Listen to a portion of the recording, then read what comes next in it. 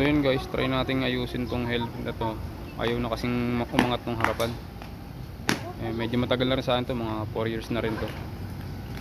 Ayaw na mag half face nitong helmet na to. Try kong silipin kung ano nangyari sa mechanism. Ayan guys, pinipindot ko, ayaw umangat. Ayaw na umangat tong harapan. Baka may problema lang sa loob. Try kong silipin guys. Ayan, ayaw talaga. So ayan, simulan na natin guys.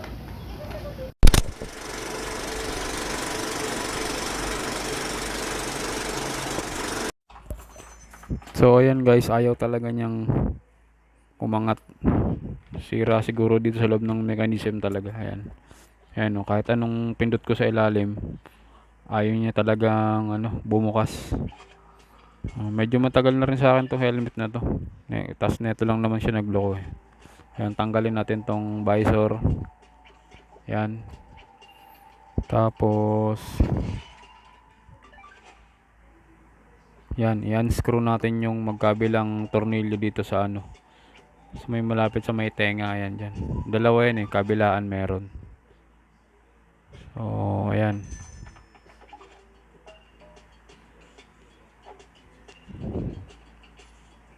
Tanggalin natin.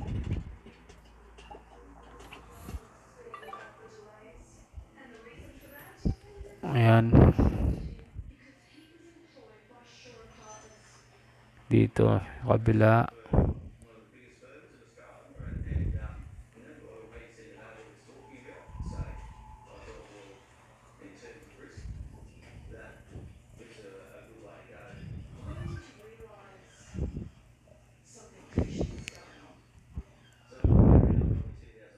Ayan, tapos tanggalin natin yung mga foam dito sa loob.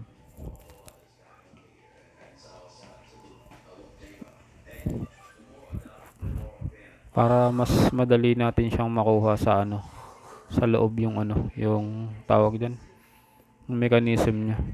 Sinababalutan siya ng mga foam eh.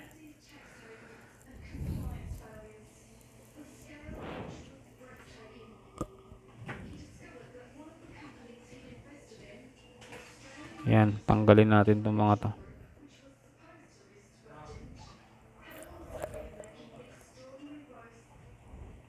Madali lang naman din siya ibalik guys, yung mga foam na to.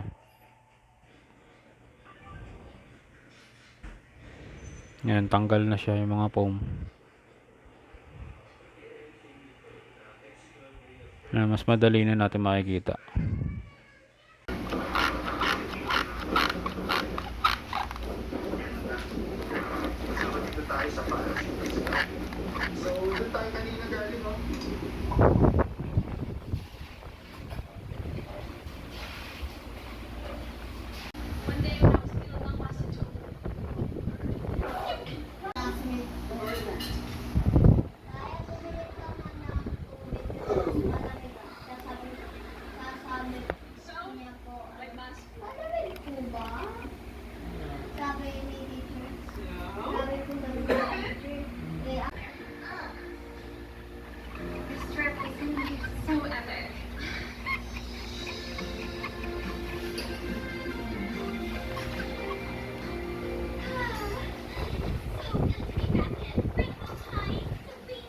A few moments later. Oh my